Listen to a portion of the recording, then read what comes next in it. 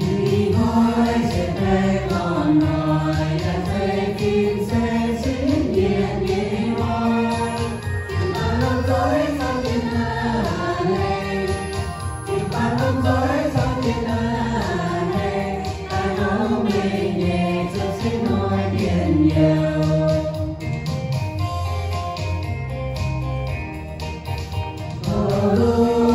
subscribe cho kênh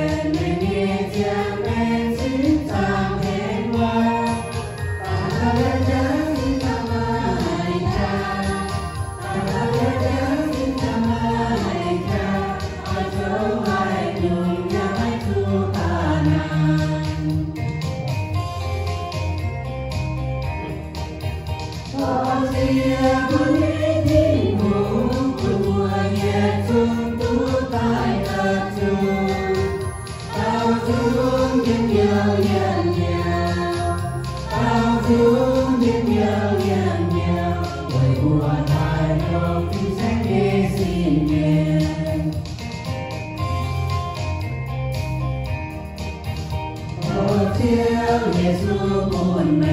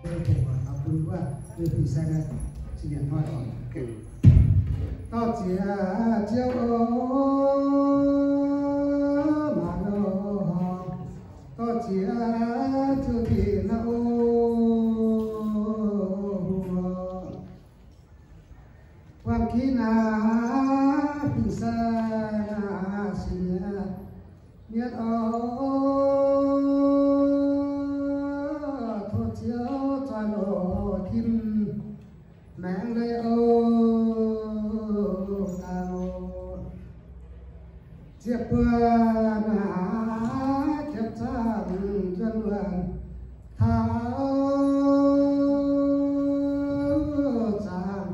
Gõ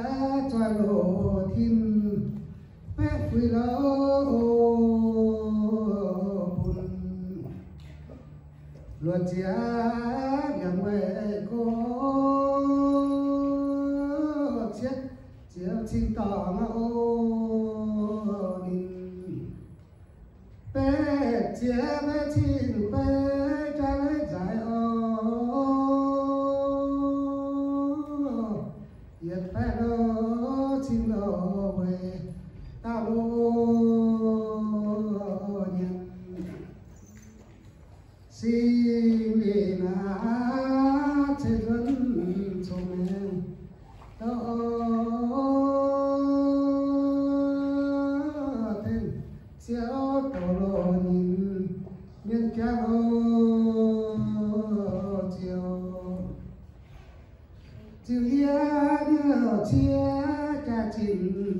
lỡ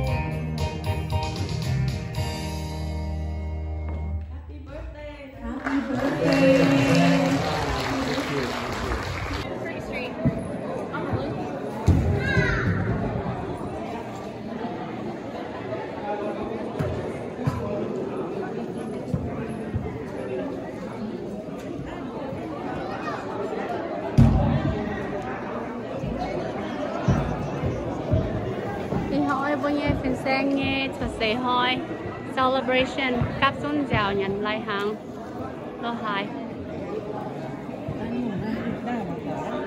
nó được tổ hôm ta nó tại mặn tập phải chơi như hàng số đó giống như group thân chúa hay lọ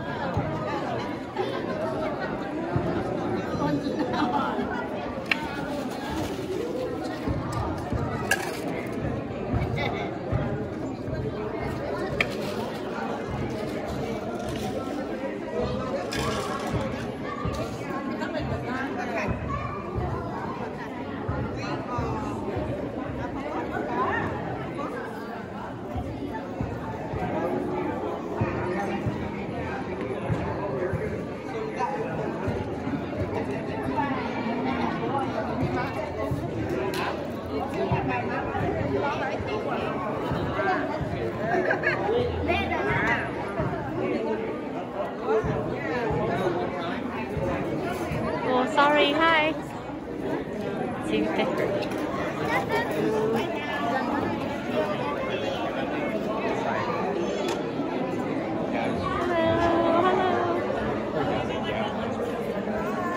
Hi. Happy birthday to you. Happy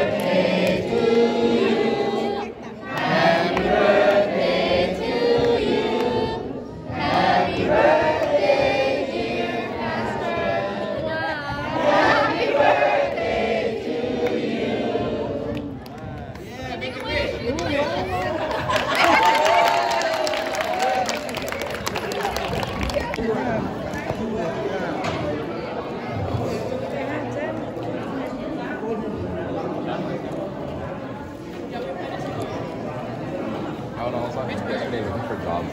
I'm gonna go in though and turn in a resume. I'm gonna do that tomorrow.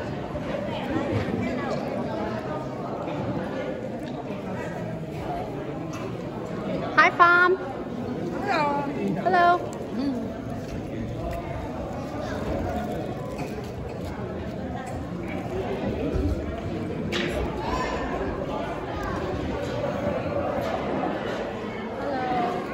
Tiểu tệ mua quên mấy tệ bốn phiên giang mua một tấm mảng. Thank you. Happy birthday, Oh, oops, mà hiểu con mà. Happy birthday เป็นแซงยังไม่คุ้มมาหวังเสียงเนี่ยโอ้แม่จริงว่าเป็นอาหารต่างชาติเนี่ยก็เป็นผู้ใหญ่ Thank you Megan. Em hãy tao con bốn phiên giang nha phái.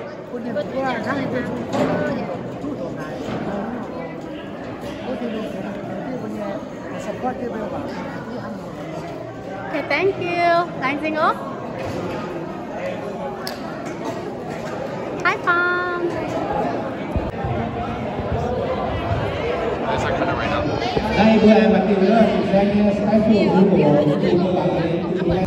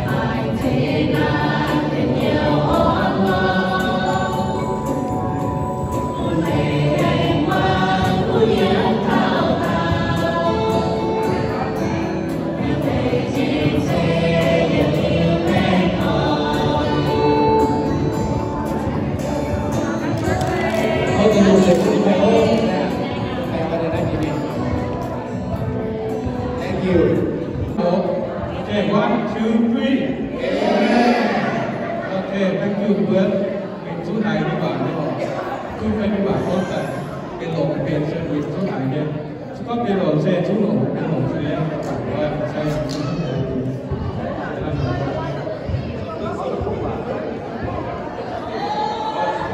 để con chuột là nó để hình thành của cái điểm năm trình và hiện trung vào trung miền ok trung vào trung miền trình nghiệm cái phương xe là cái phương xe vào sắp bao rồi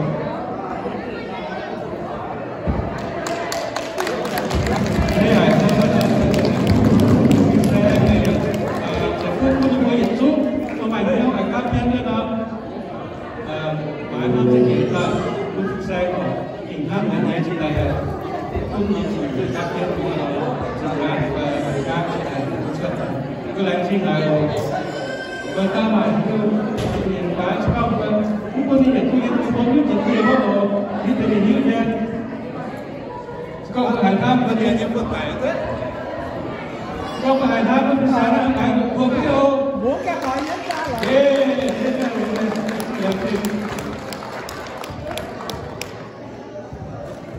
để bởi vì chúng tôi nghe về thời điểm đó anh có là vừa đại trình mình chúng ta nhiều trường hợp đó vì con nhu hiện tại rồi nói là nhưng mà các mình sẽ và nó là có những chúng tôi đặt ra những phần các mình sẽ còn công bố hai là cô các mình sẽ hiện tại trên các mình sẽ theo liên quan đến năm trong một năm để xin chào các bạn chỉ cũ mình có ta tao cũng với nữa chỉ có vấn đề cuộc chơi ở cha mình cuộc trình với lo nhận bảo mốc có ai cũng lo lo nhận bảo sợ luôn cũng người năm mà lại bây giờ xin đi cao khi người đọc ba thì làm việc của người ta tôi cũng đã đi làm việc chúng xe cũng hoa phải mai nhưng mà làm cùng với làm trình để làm trình sao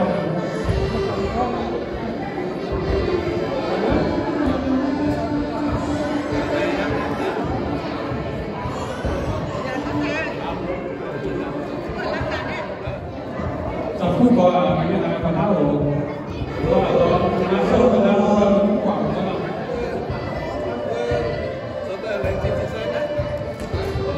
rồi thắp đi xe có bạn xe cái ngu đó là xe cũng là xe cũng hai là rồi sau khi ra là có quảng xe quạt